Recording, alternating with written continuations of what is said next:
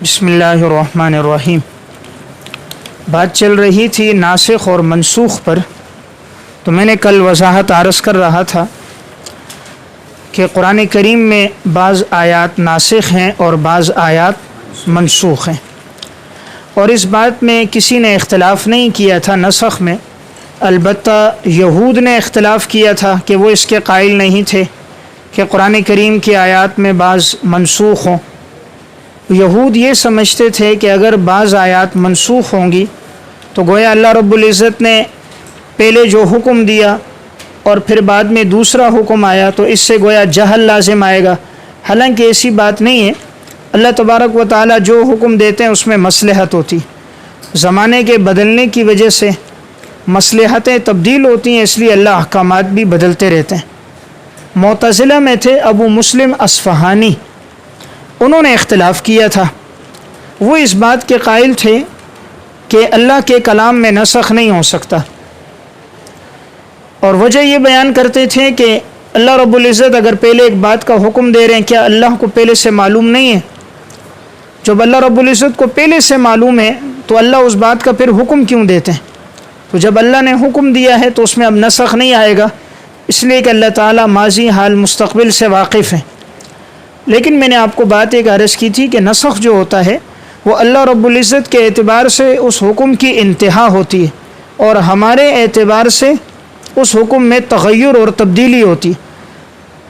ہم یہ سمجھتے ہیں اللہ نے حکم بدل دیا، لیکن اللہ رب العزت کیا اس حکم کی مدت ہی کتنی تھی؟ اتنے دن اتنے ایام۔ جیسے میں نے آپ کو مثال دی کہ ایک ڈاکٹر اگر یا ایک طبیب حکیم جو ہے دوا دیتا ہے 3 دن کھاؤ، پھر اس کے بعد دوسری دوا تبدیل کر کے دیتا ہے 1 ہفتے کے لیے استعمال کرو، اور پھر دوا تبدیل کرتا ہے مزید 1 ہفتے یہ استعمال کرو، تو مریض سمجھتا ہے کہ یہ ڈاکٹر صاحب دوا تبدیل کر رہا ہے بار بار، لیکن ڈاکٹر کے ہاں اس دوا کی مدت ہی 3 دن تھی۔ اس کے مرض میں افاقہ آیا، اب اس نے دوسری دوا دی، پھر افاقہ آیا، پھر اس نے تیسری دی۔ تو بہرحال اسی طرح یہ تبدیلی ہے۔ دیکھیں کائنات میں اسی طرح تبدیلی ہو رہی ہے۔ اب ایک دفعہ سردی کا موسم ہوتا ہے نا، اب سردی ہوتی ہے، پھر اللہ گرمی لے کر آتا ہے، گرمی ختم ہوتی ہے، خزاں آتی ہے، اور خزاں کے بعد بہار اللہ لاتا ہے۔ اب کوئی بولے بھائی اللہ یہ کیوں تبدیلی لا رہا ہے، اللہ سردی رکھے۔ تو اگر اللہ ساری زندگی سردی رکھے، ساری زندگی گرمی رکھے، انسان کے لیے زندگی مشکل ہوگی، تو اللہ تعالیٰ بندوں کی مصلحتوں کی وجہ سے کبھی سردی، کبھی گرمی، کبھی خزاں، کبھی بہار، کبھی صحت، کبھی تندرستی، یہ مختلف حالات جو اللہ لاتا ہے اس میں بندوں کی مصلحتیں ہوتی۔ اسی طرح اگر اللہ تعالیٰ کسی حکم کو منسوخ کرتا ہے اس میں اللہ تعالیٰ کی مصلحت اور حکمت ہوتی ہیں، اور سب سے بڑھ کر اس میں فائدہ یہ ہوتا ہے کہ بندے کے لیے عمل کرنا آسان ہوتا ہے۔ اب ایک عنوان یہ لکھیں، نسخ کے لیے شرائط۔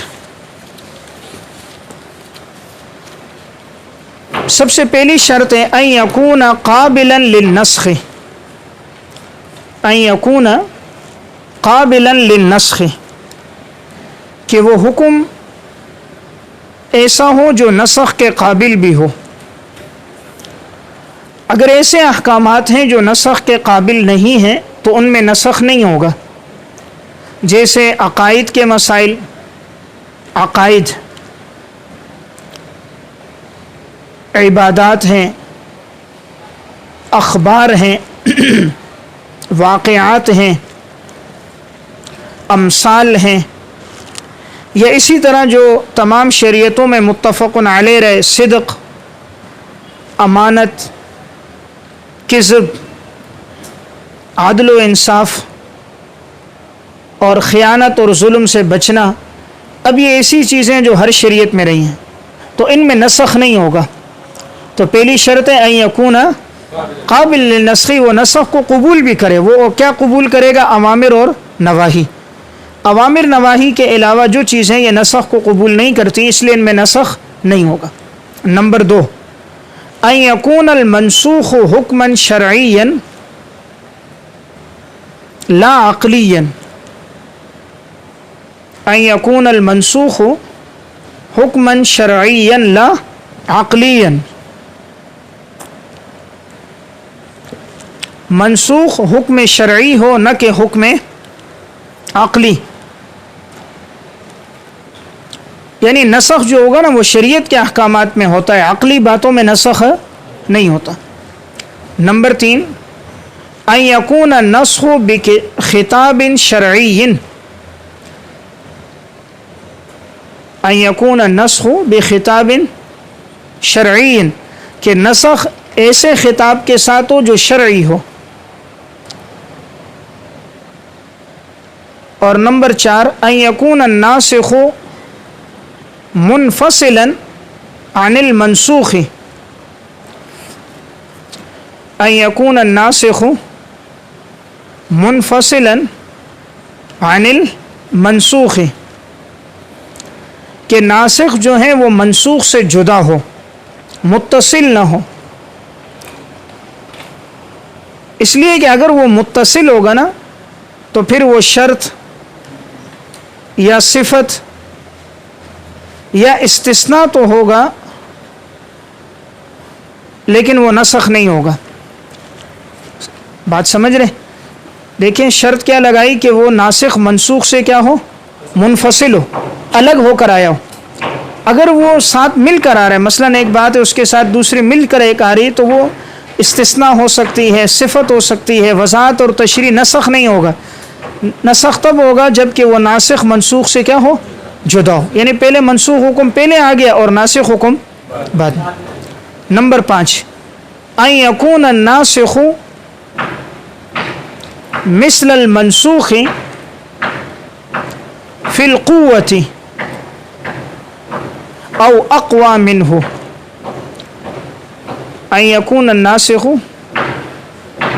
مثل المنسوخ فی القوة او اقوى منه، کہ ناسخ جو ہے وہ منسوخ کے برابر ہو قوت میں یا اس سے بڑھ کر ہو۔ ناسخ منسوخ کے قوت میں برابر ہو یا اس سے بڑھ کر ہو۔ اب اگر ناسخ کمزور ہے نا تو پھر وہ ناسخ نہیں بن سکتا، یعنی حکم کو تب نسخ جاری ہوگا جبکہ ناسخ قوت میں یا تو منسوخ کے برابر ہے، مثلا وہ دلیل شرعی ہے، قرآن کی آیت ہے، یہ بھی قرآن کی آیت ہے، وہ حدیث متواتر ہے، یہ بھی متواتر ہے، برابر ہے، یا اس سے بڑھ کر ہو کہ وہ حدیث ہے اور ناسخ اس کے لیے قرآن کریم ہے۔ لیکن اگر وہ اس سے کمتر ہے، جیسے اب قرآن کا نسخ خبر واحد سے، قیاس سے، تو وہ جائز نہیں ہے، حدیث متواتر کا نسخ خبر واحد سے تو وہ نہیں ہوگا کیونکہ وہ کم ہے۔ ناسخ کے لیے ضروری ہے کہ وہ منسوخ کے برابر ہو یا اس سے بڑھ کر ہو۔ نمبر 6، اللہ یکون المنسوخ مقیدا بوقت، اللہ یکون المنسوخ مقیدا بوقت، منسوخ کسی وقت اور صفت کی قید کے ساتھ مقید نہ ہو، اس میں کوئی قید نہیں ہوگی، اس میں کوئی وقت کی کوئی صفت کی کوئی قید نہیں ہوگی۔ اب یہ جو شرائط میں نے عرض کی ہیں، دکتور وہبت الزہیلی کی کتاب ہے اصول الفقہ الاسلامی، جلد 2 صفحہ 956 957، مکتبہ رشیدیہ کوئٹہ۔ کتاب کا نام کیا ہے؟ اصول الفقہ الاسلامی۔ تو یہ دکتور وہبت الزہیلی نے یہ شرائط لکھی ہیں۔ اب عنوان لکھیں،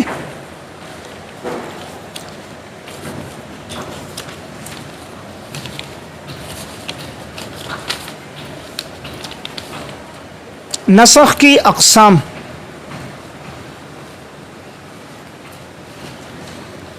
نمبر 1، نسخ القرآن بالقرآن، قرآن کریم کا نسخ ہو قرآن کریم کے ساتھ، یعنی منسوخ آیت بھی قرآن میں موجود ہو اور ناسخ آیت بھی قرآن میں موجود ہو۔ اس کی مثال سورہ بقرہ آیت نمبر 240، والذین یتوفون منکم ویذرون ازواجا وصیۃ لازواجہم متاعا الی الحول غیر اخراج، کہ جن کے شوہروں کا انتقال ہو جائے۔ اب اس آیت میں ہے کہ ان کی عدت 1 سال تک، ایک سال تک انہیں گھر سے باہر نہ نکلنے دو، 1 سال عدت ہے. متوفی عنہا زوجہا کی عدت 1 سال ہے. اب اس کے لیے ناسخ جو آیت ہے یہی سورہ بقرہ آیت نمبر 234، والذین یتوفون منکم ویذرون ازواجا یتربصن بانفسہن 4 اشہر و10، کہ جن کے شوہروں کا انتقال ہو جائے ان کے لیے عدت 4 مہینے 10 دن. اب دیکھیں پہلی والی بات منسوخ ہو گئی نا، تو پہلے عدت تھی 1 سال اور اب عدت ہے 4 مہینے 10 دن. تو ناسخ بھی قرآن میں ہے، منسوخ بھی، اسے کہتے ہیں نسخ القرآن بالقرآن. اس کی دوسری مثال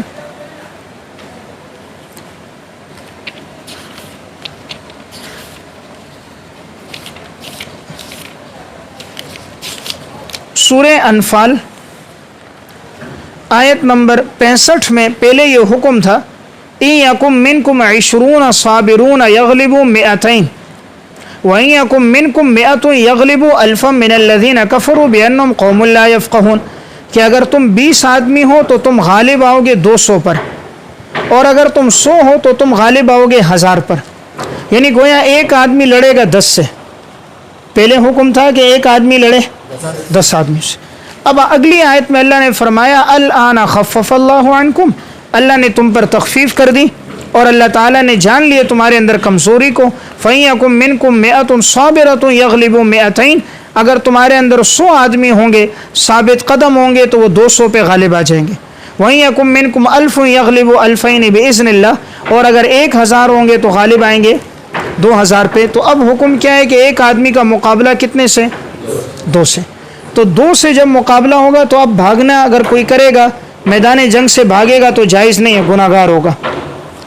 تو اب اس آیت سے معلوم ہوا پہلی والی بات منسوخ ہو گئی نا، پہلے تھا مقابلہ 10 سے اور اب ہے مقابلہ 2 سے. تو دیکھیں ناسخ بھی قرآن میں اور منسوخ بھی قرآن میں. اس کی تیسری مثال وہ بھی قرآن کریم میں وہ آیت موجود ہے، جیسے سورہ مجادلہ میں اللہ رب العزت نے پہلے یہ حکم دیا تھا کہ آپ صلی اللہ علیہ وسلم سے جو آدمی بھی سرگوشی کرے گا تو پہلے وہ صدقہ دے گا پھر سرگوشی کرے گا.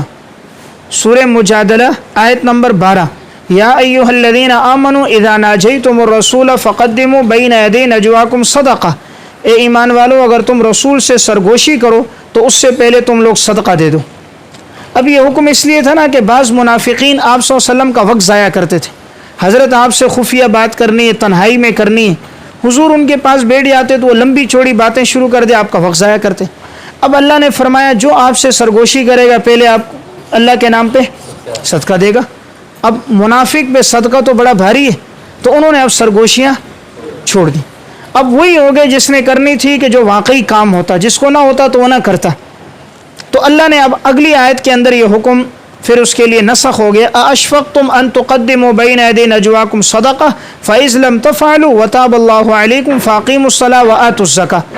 اللہ تعالیٰ فرماتا ہے کہ اب اللہ نے تمہارے اوپر آسانی کر دی اور اللہ نے تمہارے اوپر رحم کا معاملہ کر دیا، پس اگر تم اس طرح نہ بھی کرو تو اللہ تم پر متوجہ ہوا ہے، اللہ معاف کرنے والا ہے، نماز پڑھو، زکوٰۃ دو. تو اب یہ حکم منسوخ ہو گیا. تو یہ کیا ہوا؟ نسخ القرآن بالقرآن. تو کتنی مثالیں ہو گئی؟ 3. تو یہ 3 مثالیں ہیں کہ ناسخ بھی قرآن کریم میں اور منسوخ بھی قرآن کریم.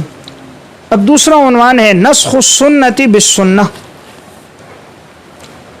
سنت کا نسخ سنت کے ساتھ. اب اس بات پر سب کا اتفاق ہے کہ کتاب اللہ کا نسخ کتاب اللہ سے اور سنت کا نسخ سنت سے جائز ہے. علامہ بکر جساس رحمہ اللہ فرماتے ہیں قد اتفق اہل العلم علی جواز نسخ الکتاب بالکتاب و نسخ السنت بالسنہ، الفصول فی الاصول جلد 2 صفحہ 328. یعنی اس بات پر اتفاق ہے کہ قرآن کا نسخ قرآن سے اور سنت کا نسخ سنت سے جائز ہے. اب اس کے اندر کل 4 صورتیں.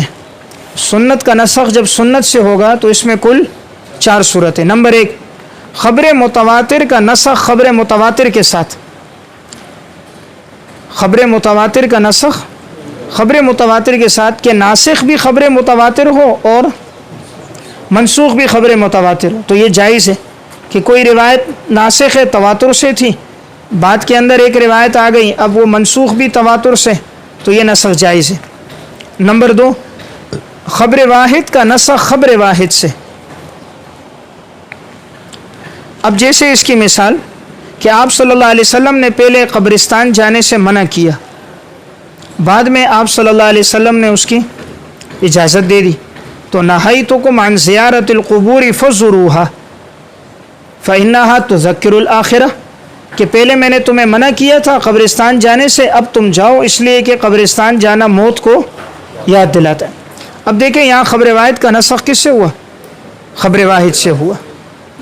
اسی طرح دیکھیں پہلے یہ منع تھا قربانی کا گوشت نہیں کھا سکتے، ابتدا میں تنگ دستی تھی تو اس لیے اسلام نے حکم دیا 3 دن کا رکھو، باقی سارا تقسیم کرو. یعنی ابتدا میں کھانے کی اجازت نہیں دی، سب تقسیم کرنے کا حکم تھا. لیکن بعد میں جب اللہ نے وسعت دے دی، اب اسلام میں حکم آیا کہ تم استعمال کر سکتے ہو، رکھ سکتے ہو. اب کوئی قربانی کرتا ہے اور پورا بکرا اپنے فریزر میں رکھ دیتا ہے تو استعمال کر سکتا ہے، اگرچہ نہیں کرنا چاہیے، بہتر ہے 3 حصے کر دے، اپنے لیے کرے، عزیز و اقارب کے لیے، غریبوں کے لیے، لیکن کوئی خود بھی استعمال کرے تو گناہ گار نہیں ہوگا. اب یہاں دیکھیں خبر واحد کا نسخ کس سے؟ خبر واحد سے ہو رہا ہے. ابتدا میں وہ برتن جن میں شراب بنائی جاتی تھی اس کا استعمال منع تھا تاکہ لوگوں کے دلوں میں شراب کی نفرت آ جائے. جب یہ نفرت خوب بیٹھ گئی تو بعد میں ان برتنوں کے استعمال کرنے کی اجازت دے دی گئی، تو اب یہاں بھی خبر واحد کا نسخ خبر واحد سے. تیسری صورت ہے خبر واحد کا نسخ ہو خبر متواتر کے ساتھ. خبر واحد کا نسخ خبر متواتر، یعنی خبر واحد منسوخ ہو اور خبر متواتر اس کے لیے ناسخ ہو، تو یہ بھی جائز ہے، کیونکہ اب خبر واحد کا درجہ کم ہے نا اور متواتر کا درجہ بڑا ہے، تو یہ تینوں قسمیں جائز ہیں. دیکھیں پہلے آپ نے پڑھا متواتر کا نسخ متواتر کے ساتھ، وہ بھی جائز ہے کیونکہ دونوں برابر ہیں. دوسرا آپ نے پڑھا خبر واحد کا نسخ خبر واحد سے بھی جائز ہے کیونکہ وہ دونوں بھی برابر ہیں. تیسرا تھا کہ خبر واحد کا نسخ خبر متواتر سے، وہ بھی جائز ہے کیونکہ متواتر کا درجہ بڑھ کر ہے، وہ بھی ٹھیک ہے. لیکن چوتھی صورت جائز نہیں ہے کہ خبر متواتر کا نسخ خبر واحد سے، کہ خبر واحد ہو ناسخ اور خبر متواتر ہو منسوخ، یہ جائز نہیں. کیوں نہیں ہے؟ اس لیے کہ ناسخ کا درجہ کیا ہو گیا؟ کم ہو گیا. اور آپ نے شرط پڑھی تھی کہ ناسخ وہ ہوگا جو اعلیٰ ہوگا یا برابر ہوگا. تو کل کتنی صورتیں ہوئی؟ 4. اور کتنی جائز ہیں؟ 3. یہ تفصیل المحصول فی اصول الفقہ، کتاب کا نام ہے المحصول فی اصول الفقہ، جلد 3 صفحہ 333، جلد 3 صفحہ 333، اور ارشاد الفحول علامہ شوکانی کی جلد 2 صفحہ 67.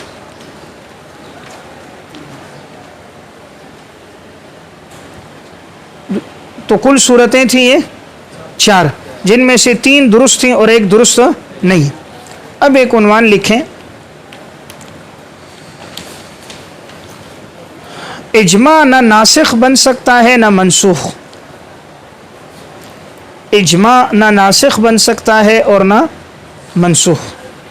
دیکھیں اجماع کسی مسئلے پر اس وقت ہوتا ہے جب اس مسئلے پر قرآن و سنت کے دلیل موجود نہ ہو. اگر ایک مسئلے میں قرآن کی آیت ہے، آپ صلی اللہ علیہ وسلم کا فرمان ہے، تو وہاں اجماع کی ضرورت نہیں ہوتی. اجماع تب ہوتا ہے جب وہ مسئلہ قرآن و سنت میں نہیں آپ پیش آ رہا ہے، تو پھر قرآن و سنت سے اس کے لیے استنباط استدلال کر کے فقہاء کرام ایک مسئلے پر اتفاق کرتے ہیں اور پھر اس مسئلے کا حل نکالتے ہیں. اب اجماع ناسخ کیوں نہیں بن سکتا؟ اس لیے کہ اگر آپ اجماع کو ناسخ بناؤ گے نا تو کس کو نسخ کرو گے؟ یا قرآن کریم کو کرو گے، یا سنت کو کرو گے، یا اجماع کو کرو گے؟ قرآن کا تو آپ نسخ نہیں کر سکتے. اجماع کے ذریعے قرآن کا آپ نسخ کیوں نہیں؟ کیونکہ اجماع کا درجہ کم ہے، قرآن کا درجہ زیادہ ہے. اور سنت کا نسخ بھی نہیں ہوگا کیونکہ سنت جب موجود ہے تو اجماع کی ضرورت نہیں ہے. اجماع کا بھی نسخ نہیں کر سکتا کیونکہ پہلا والا جو اب اجماع ہوا ہے، اب سوال ہوگا کہ یہ جو دوسرا اجماع ہے، یہ جو دوسرا اجماع ہے اب یہ حق پر ہے یا نہیں؟ اگر کہتے ہیں یہ دوسرا اجماع حق ہے تو پہلا والا جو اجماع ہے وہ تو گویا باطل ہوگا. حالانکہ اجماع باطل پر نہیں ہوتا. اجماع جب بھی ہوتا ہے وہ عصمت پر، معصوم چیز پہ ہوتا ہے، حق پر ہوتا ہے. اس لیے بعد والا جو ہوگا اس کے لیے کوئی نہ کوئی، اگر آپ کہو گے کہ یہ بات کا اجماع ناسخ ہے، تو بھئی پہلا اجماع کسی دلیل پر مبنی تھا یا نہیں؟ اگر وہ دلیل پر مبنی تھا، وہ خود برحق ہے، تو دوسرے کی ضرورت، اور اگر کہو وہ دلیل پر مبنی نہیں تھا تو پھر وہ اجماع ہی نہ ہوا، اہل علم کا اتفاق ہی نہ ہوا، اس لیے اجماع ناسخ نہیں بنے گا۔ اور اگر کہو کہ پہلے اجماع میں خطا ہوئی، تو بھئی اجماع تو خطا سے معصوم ہے، اس لیے کہ حدیث میں بھی آتا ہے لا یجمع امتی علی ضلالۃ، میری امت کبھی گمراہی پر جمع نہیں ہوگی۔ تو دوسری صورت اجماع منسوخ بھی نہیں ہو سکتا۔ اب وہی بات ہے، اگر آپ اجماع کو منسوخ کرو گے، ناسخ کیا بناؤ گے؟ قرآن کی آیت یا حدیث؟ تو قرآن اور حدیث اگر ہو تو پھر اجماع کی ضرورت نہیں۔ اور اگر آپ کہو گے قیاس ہے، تو قیاس کے لیے تو شرط یہ ہے کہ تب قیاس ہوتا ہے جب کسی مسئلے میں اجماع نہ ہو۔ اجماع کی دلیل ہے، اگر وہ تو طاقتور ہے، اگر وہ پہلے سے موجود ہے تو قیاس کی ضرورت ہی نہیں، اور قیاس تو ادنا ہے، قیاس تو ادنا ہے، اور آپ نے شرط یہ پڑھی کہ ادنا جو ہے وہ اعلیٰ کے لیے ناسخ نہیں بن سکتا، اس لیے اجماع نہ ناسخ بنے گا اور نہ منسوخ بنے گا۔ یہ تفصیل میں نے عرض کی ہے ارشاد الفحول علامہ شوکانی کی جلد 2 صفحہ 74 سے، جلد 2 صفحہ 74۔ اب دیکھیں نسخ کے اندر جو صورتیں ہوتی ہیں نا، نسخ کے اندر کل 4 صورتیں۔ نسخ کی ایک صورت یہ ہوتی ہے کہ تلاوت بھی منسوخ ہو اور حکم بھی منسوخ ہو، تلاوت بھی منسوخ ہو اور حکم بھی منسوخ ہو جائے، دونوں منسوخ ہوں۔ اب جیسے کہ حضرت عائشہ رضی اللہ تعالیٰ عنہ کی روایت ہے صحیح مسلم میں کہ ابتدا میں یہ تھا کہ رضاعت تب ثابت ہوگی جب 10 مرتبہ کوئی بچہ کسی عورت کا دودھ پی لے، 10 مرتبہ اس نے منہ لگایا پیے تو تب ہوگی، ورنہ نہیں۔ تو پھر بعد میں یہ منسوخ ہو گئے، 5 رہ گئی۔ تو اب دیکھیں یہ جو بات ہے 10 اور 5، اب یہاں تلاوت بھی منسوخ ہے اور حکم بھی کیا ہے؟ منسوخ ہے، نہ وہ 10 والا حکم باقی ہے اور نہ 5 والا حکم باقی ہے۔ یا اس طرح اب یہ جو ابراہیم علیہ السلام کے صحیفے، حضرت موسیٰ علیہ السلام کے صحیفے، انہیں پہلے پڑھا جاتا تھا، عمل کیا جاتا تھا، لیکن اس وقت اب جو ہے وہ نہ ان کی تلاوت ہوتی ہے اور نہ وہ صحیفے، نہ ان کا حکم باقی ہے۔ اگر وہ قرآن کے موافق ہے تو قرآن کی وجہ سے وہ حکم زندہ ہے، ورنہ وہ شریعتیں پہلے کیا ہو گئی؟ منسوخ ہو گئی، ان کا حکم اب کوئی بھی باقی نہیں رہا۔ تو بہرحال کبھی ایسا ہوگا تلاوت بھی ختم ہوگی اور حکم بھی ختم ہوگا۔ جیسے سورہ احزاب بہت طویل صورت تھی، بڑی لمبی صورت تھی، لیکن اب اس میں نسخ ہو گیا تو نہ اب تلاوت باقی ہے اور نہ حکم باقی ہے۔ دوسری صورت یہ ہے کہ تلاوت تو منسوخ ہو جائے لیکن اس کا حکم منسوخ نہ ہو بلکہ حکم باقی رہے۔ اب جیسے کوئی شادی شدہ زنا کر دے تو اس کی سزا کیا؟ اسے سنسار کرو نا۔ اب یہ آیت تھی الشیخ والشیخۃ اذا زنایا فرجموہما نکالا من اللہ، کہ زنا کرنے والے جو ہیں ان کو کوڑے اور سنسار کرو۔ اب یہ تلاوت تو منسوخ ہے لیکن حکم اب بھی باقی، کہ احادیث متواترہ کے ذریعے ثابت ہیں کوئی شادی شدہ زنا کرے اور گواہوں سے یہ بات ثابت ہو جائے تو اسے سنسار کیا جائے گا، تو تلاوت منسوخ اور حکم باقی۔ تیسری صورت کیا ہے؟ حکم منسوخ ہو جائے لیکن تلاوت منسوخ نہ ہو، حکم منسوخ ہو لیکن تلاوت منسوخ نہ ہو۔ جیسے میں نے ابھی آپ کو آیت پڑھی کہ سورہ بقرہ کی آیت میں حکم کیا تھا؟ 1 سال عدت ہے۔ اب دیکھو 1 سال والی عدت تو کیا ہو گئی؟ منسوخ ہو گئی، حکم تو منسوخ ہو گیا لیکن تلاوت اب بھی باقی ہے۔ حضور سے سرگوشی کرنے سے پہلے صدقہ کرو، حکم تو منسوخ ہو گیا، تلاوت باقی۔ ایک آدمی 10 سے مقابلہ کرے تو اب وہ حکم منسوخ ہے لیکن تلاوت اب بھی باقی ہے۔ تو یہ تیسری صورت ہو گئی، حکم منسوخ ہو اور تلاوت منسوخ نہ ہو۔ اب چوتھی صورت کیا ہوگی؟ اب دیکھیں یہاں پر پہلے آپ نے پڑھا کہ تلاوت بھی منسوخ، حکم بھی منسوخ، پھر دوسری صورت بنتی تھی کہ تلاوت منسوخ نہیں ہے اور تلاوت باقی ہو اور حکم منسوخ نہ ہو۔ تیسری صورت تھی کہ حکم منسوخ ہو اور تلاوت منسوخ نہ ہو۔ اب عقلاً اس میں گویا یہی 3 صورتیں نکل سکتی۔ چوتھا تو ہوگا تلاوت بھی باقی، حکم بھی باقی، وہ تو اب بھی باقی ہے۔ شریعت کے کتنے احکامات ہیں کہ تلاوت بھی باقی ہے، جیسے نماز، روزہ، زکوٰۃ، تلاوت بھی ہے اور حکم بھی باقی. اب رمضان کے روزے رکھو, یا الذین آمنوا کتب علیکم الصیام, تلاوت بھی ہے, حکم بھی باقی. اقیم الصلاۃ, نماز پڑھو, تلاوت بھی باقی, حکم بھی باقی. والدین کی خدمت کرو. تو یہ سب چیزیں ایسی ہیں کہ ان میں تلاوت کی بھی باقی ہے اور حکم بھی باقی ہے.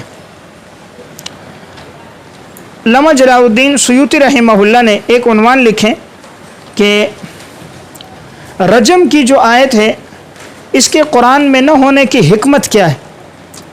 علامہ سیوطی رحمہ اللہ الاتقان فی علوم القرآن میں حکمت یہ لکھتے ہیں, وہ کہتے ہیں اگر یہ آیت قرآن میں ہوتی نا, چونکہ بڑی سخت سزا ہے تو یہ نفس پہ بڑی گراں گزرتی, مشکل ہوتا.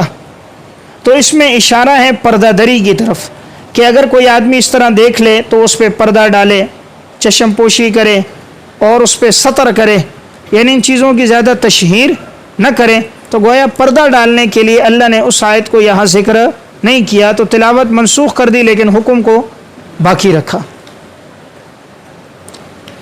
اب ایک عنوان ہے نسخ اور تخصیص میں فرق کیا ہے.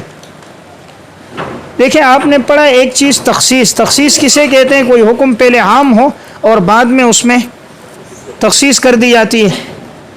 جیسے آپ نے حکم پڑھا اقتلوا المشرکین, مشرک کو قتل کرو, پھر آگے آیا وَإِنْ أَحَدٌ مِّنَ الْمُشْرِكِينَ اسْتَجَارَكَ فَأَجِرْهُ, اگر کوئی پناہ مانگے تو اسے پناہ دو. اب دیکھو یہاں تخصیص ہو گئی نا, پہلے مطلق حکم تب تخصیص ہوتی گئی. تو پہلے تخصیص ہوگی, نص کی تخصیص نص سے ہوگی, پھر مزید تخصیص اس کی خبر واحد سے جائز ہے. اب اس میں فرق کیا ہوگا نسخ اور تخصیص میں؟ فرق یہ, نمبر ایک, پہلا فرق, تخصیص اس لفظ کے ذریعے سے ہوتی ہے جو مل کر آیا ہو یا مؤخر ہو, اور نسخ صرف اس وقت ہوگا جب کہ وہ منسوخ سے متاخر ہو, مل کر نہ آیا. دیکھیں تخصیص تب بھی ہوتی ہے نا کہ ایک حکم پہلے آیا عام اور تخصیص اس کے فوراً بعد مل کر آئی, متصل آئی. لیکن نسخ کے لیے آپ نے پڑھا ہے وہ متصل نہیں ہوگا, بلکہ نسخ کے لیے کیا ضرور ہے؟ منفصل.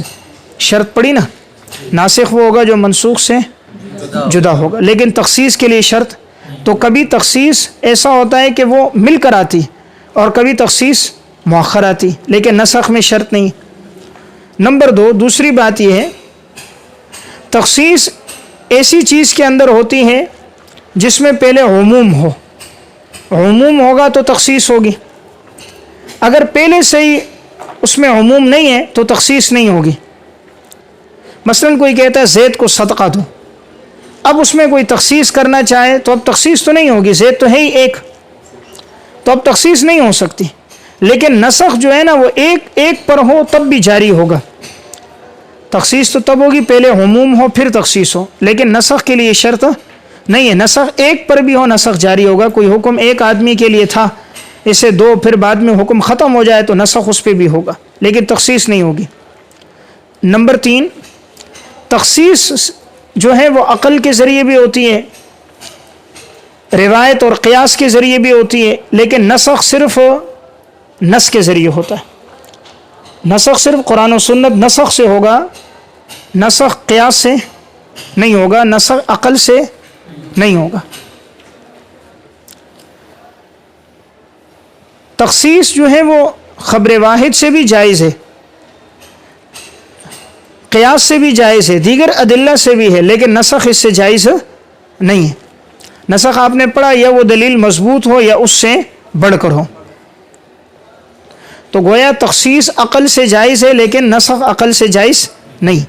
یہ جو میں نے وضاحت عرض کی یہ اصول الفقہ الاسلامی دکتور وہبت الزہیلی کی کتاب ہے, جلد 2 صفحہ 943, مکتبہ رشیدیہ کوئٹہ.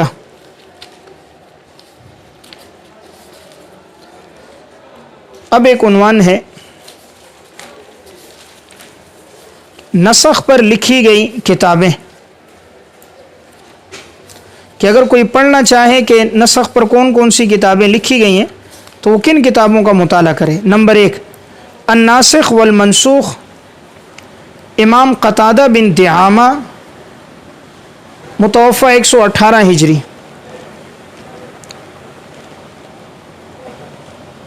نمبر 2, الناسخ والمنسوخ, امام ابو جعفر نحاس, متوفہ 338 ہجری. نمبر 3 الناسخ والمنسوخ علامہ ہبۃ اللہ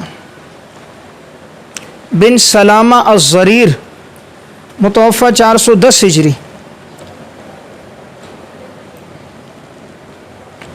نمبر 4 الناسخ والمنسوخ فی القرآن الکریم علامہ ابن حزم ظاہری متوفی 456 ہجری۔ نمبر 5 الاعتبار فی الناسخ والمنسوخ من الاخبار علامہ حازمی متوفی 584 ہجری۔ اس میں احادیث کے اندر جو نسخ ہوا ہے اس کی وضاحت کی، احادیث میں جو ناسخ اور منسوخ ہے۔ نمبر 6 النسخ فی القرآن الکریم دکتور مصطفیٰ زید، النسخ فی القرآن الکریم دکتور مصطفیٰ زید۔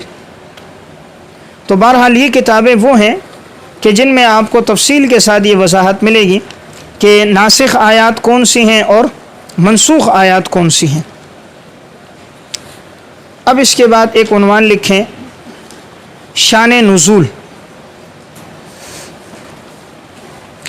شان نزول اسے کہا جاتا ہے کہ جب کوئی آیت کسی خاص موقع پر، کسی خاص وقت میں یا کسی خاص واقعے کے وقت نازل ہو، کوئی خاص موقع، خاص وقت، کوئی خاص وجہ بن جائے اور کوئی آیت نازل ہو جائے تو اسے کیا کہتے ہیں؟ شان نزول۔ شان نزول کا جاننا بہت ضروری ہے آیت کے معانی کے سمجھنے میں۔ علامہ ابن دقیق العید رحمۃ اللہ علیہ متوفی 702 ہجری یہ فرماتے ہیں بیان سبب نزول، بیان سبب نزول علی طریق قوی فی فہم معانی القرآن،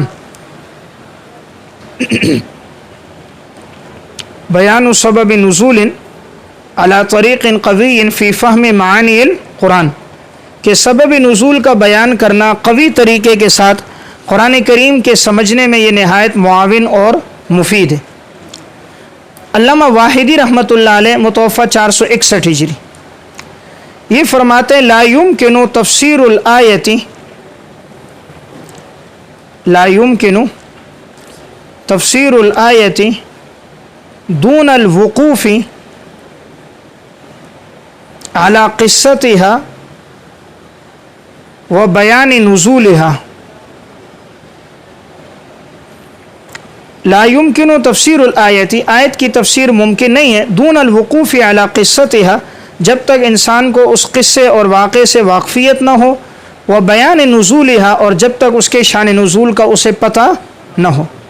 الاتقان فی علوم القرآن جلد 1 صفحہ 84۔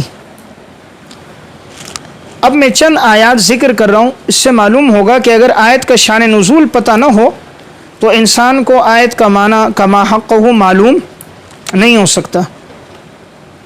جیسے کہ اس کی مثال یا ایھا الذین آمنوا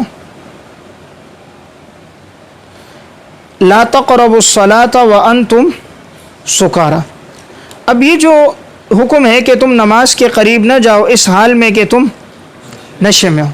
اب دیکھیں یہ جو قید آئی کہ نشے میں نماز کے قریب نہ جاؤ، تو یہ قید یہاں کیوں آئی؟ حالات نشہ کرنا تو مطلق منع ہے، تو یہ خاص طور پہ نماز میں نہ جاؤ، یہ خاص واقعہ کیا تھا؟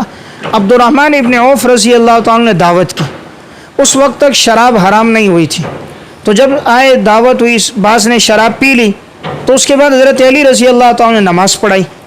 اب نماز کے دوران ان سے غلطی ہو گئی، اور اس طرح غلطی ہو گئی کہ انہوں نے سورہ کافرون پڑھ لی، اور ایسی پڑھی کہ جس سے معنی بالکل بدل گیا۔ اب جیسے پڑھنا چاہیے تھا کہ ولا انا عابد ما عبدتم، تو انہوں نے پڑھ لیا انا عابد ما عبدتم، میں بھی اس کی عبادت کرتا ہوں جس کی تم عبادت کرتے ہو، حالانکہ جن بتوں کی وہ عبادت کر رہے ہیں ان کی تو ہم نہیں کرتے۔ تو آیت کا معنی بدل گیا تھا، تو اللہ نے منع کر دیا جب تم نماز کے حالت میں ہو اور نماز پڑھنے جا رہے ہو تو نشے کے قریب نہ جاؤ۔ اب جب تک شان نزول پتہ نہ ہو تو آیت کا معنی صحیح سمجھ میں نہیں آئے گا۔ اسی طرح اس کی ایک اور مثال، وما رمیت اذ رمیت ولکن اللہ رما، آپ نے نہیں پھینکا جو آپ نے پھینکا، اللہ نے پھینکا۔ اب یہ کب سمجھ آئے گا؟ جب شان نزول ہو کہ آپ صلی اللہ علیہ وسلم ہجرت کے سفر میں جا رہے تھے تو سارے مشرکین یہ لوگ باہر کھڑے تھے کہ معاذ اللہ ہم حضور کو قتل کریں گے اور حضور کے ساتھ جو ہیں ان کو آپ کو جانے نہیں دیں گے۔ آپ صلی اللہ علیہ وسلم نے ایک مٹھی مٹی لی اور پھینکی، اللہ رب العزت نے اپنی قدرت سے حضور کا معجزہ تھا، سب کی آنکھوں میں چلی گئی، وہ آنکھیں ملتے رہے آپ صلی اللہ علیہ وسلم چلے گئے۔ اسی طرح بدر کے موقع پر بھی ہوا۔ اب دیکھیں شان نزول ہوگا تو آیت کا معنی صحیح سمجھ میں آئے گا۔ اسی طرح اب اللہ رب العزت نے یہ حکم دیا کہ جب تم حج کے موقع پہ مزدلفہ جاؤ اور وہاں فراغت ہو جائے تو پھر تم اللہ تعالیٰ کا ذکر کرو اور اللہ کو اس طرح یاد کرو جیسے تم اپنے آبا و اجداد کو یاد کرتے ہو۔ اب آیت فَإِذَا قَضَيْتُم مَنَاسِكَكُمْ فَاذْكُرُوا اللَّهَ كَذِكْرِكُمْ آبَاءَكُمْ أَوْ أَشَدَّ ذِكْرًا۔ اب یہ جو قید ہے نا، اللہ کا ذکر اس طرح کرو جس طرح تم اپنے آبا و اجداد کا ذکر کرتے ہو، تو اب شان نزول سے سمجھ آئے گا۔ ہوتا یہ تھا کہ یہ مشرکین جب حج سے فارغ ہوتے یہ سارے جمع ہوتے، پھر اپنے آبا و اجداد کے گیت گاتے، کوئی کہتا میرے باپ نے یہ مار کیا، کوئی کہتا میرے دادا نے یہ کیا، اشعار سناتے، اتنا طاقتور تھا، اتنا بہادر تھا، اتنا سخی تھا، تو اپنے آبا و اجداد کے گیت گاتے اور ان کا تذکرہ کرتے۔ تو اللہ نے کہا جب تم فارغ ہو جاؤ تو تم اللہ کا تذکرہ کرو۔ اب شان نزول ہوگا تو آیت کا معنی سمجھ میں آئے گا، اس لیے شان نزول کا جاننا ضروری ہے کہ اس کے بغیر صحیح طور پہ معنی سمجھ نہیں آتا۔ اب وہ ہمیں کس سے معلوم ہوگا؟ علامہ واحدی کی کتاب ہے اسباب النزول، اسباب النزول علامہ واحدی رحمہ اللہ کی۔ ایک ہے جامع بیان اسباب النزول، جامع بیان اسباب النزول، ایک ہے العجاب فی بیان الاسباب، العجاب فی بیان الاسباب، حافظ ابن حجر رحمۃ اللہ علیہ کی۔ اردو میں بھی ایک کتاب چھپ گئی ہے سورتوں کے شان نزول، اور قرآن کریم کی تفاسیر میں بھی عموماً معارف القرآن جو حضرت مفتی شفیع صاحب رحمۃ اللہ علیہ، معارف القرآن کاندیلوی، انوار البیان حضرت مولانا عاشق الہی صاحب رحمۃ اللہ علیہ، یا گلدستہ تفاسیر، تفسیر ابن کثیر، ابن جریر، اس قسم کی تفاسیر میں بھی وہ شان نزول بیان کرتے ہیں تاکہ آیت کا معنی صحیح طور پر سمجھ آ جائے۔ اور اگر سند کے ساتھ شان نزول دیکھنا ہو تو تفسیر ابن جریر میں، جسے تفسیر طبری کہتے ہیں، امام ابن جریر طبری متوفہ 310، تو تفسیر ابن جریر میں بھی وہ شان نزول بیان کرتے ہیں۔ اور تفسیر القرآن العظیم ابن ابی حاتم رازی، تفسیر القرآن العظیم ابن ابی حاتم رازی متوفہ 327 ہجری، تو ان دو کے اندر بھی آپ کو شان نزول ملے گا۔ تو بہرحال یہ ایک اہم چیز کی میں نے وضاحت عرض کر دی، اور وہ کیا تھا؟ شان نزول، کہ اگر یہ معلوم نہ ہو تو آیت کے معنی کا کما حقہ سمجھنا مشکل ہوتا ہے۔